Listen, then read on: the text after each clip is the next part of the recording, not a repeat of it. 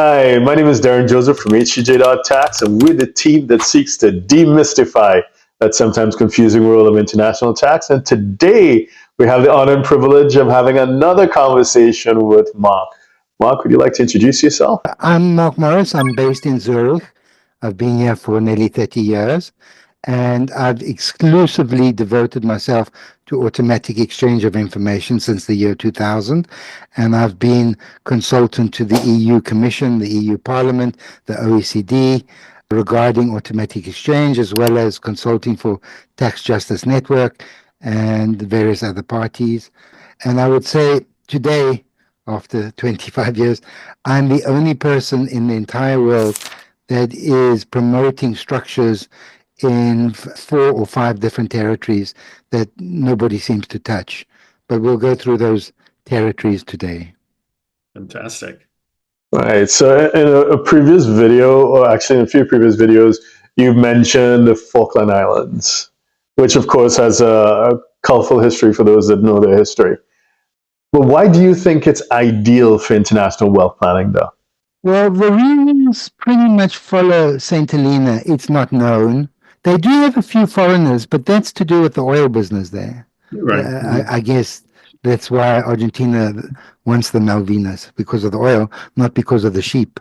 It's got a high reputation as a full-fledged British overseas territory equivalent to all other territories and dependencies. Non-residents, just recently, maybe last week, I got an email from the registrar saying that non-residents can own 100% of a domestic company, and that companies can have 100% non-resident directors, which is the key to everything. Again, you need a local office, and I've got a local law firm there who said that they'll help me set up in a week's time a company there. They also don't have any BEPS, no economic substance, no minimum top-ups. There's no automatic exchange of information, CRS FATCA CARF. The only double taxation agreement they have is with the UK.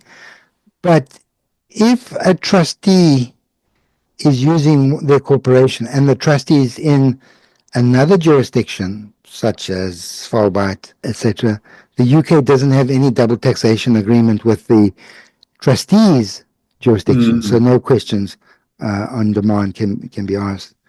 Now, the tax aspect, you got to be a lot more clever on setting up using a company there. I'm using it as a trustee, but if you do use a company, they've got 26% tax on global income, but there's no tax on dividends and there's no tax on capital gains.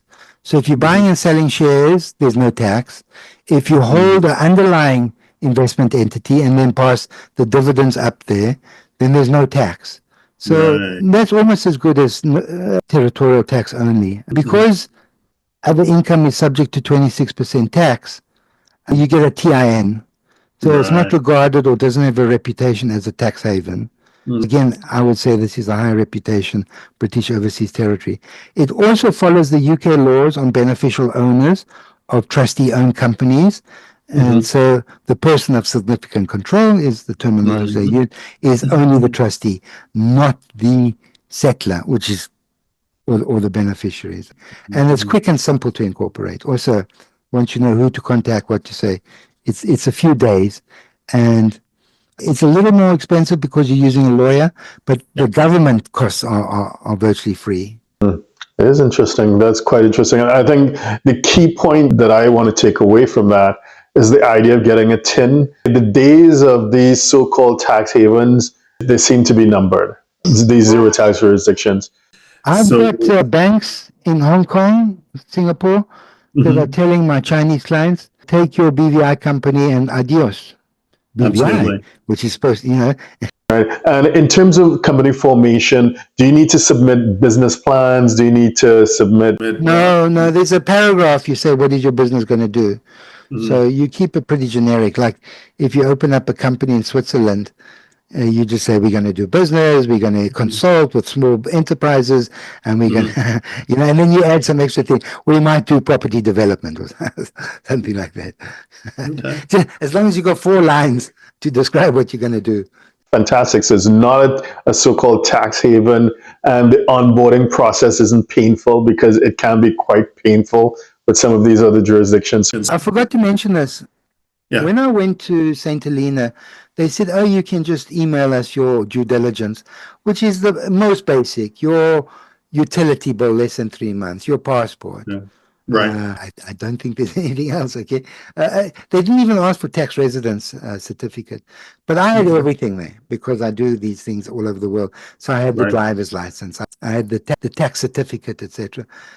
And I had it all apostilled when I was in Switzerland. So you got to go to notarize, then apostille. And I said, can I leave it here? And they said, yeah. And they gave it to the registrar. So my documents are there. But I got the feeling they'll accept it email. Okay. And they didn't even ask me for it to be apostilled. I think they said 1 or 2 of them must be notarized. And I don't know, I just find that the onboarding process so annoying, and it has to be a apostille. It lasts 3 months, and some jurisdictions get really challenging. So this is good to know. Thank you. Mark, if someone wanted to get in touch with you, what's the best way to do so? As I travel a lot, the best way to get hold of me is via my website, co-ownershiptrust.com. And then you can email me or try get hold of me by phone, but that depends on the country that I'm in. If they've got cell phone coverage, I go to some really remote places in the world, Falkland Islands, St. Helena, etc. So the best is via my website.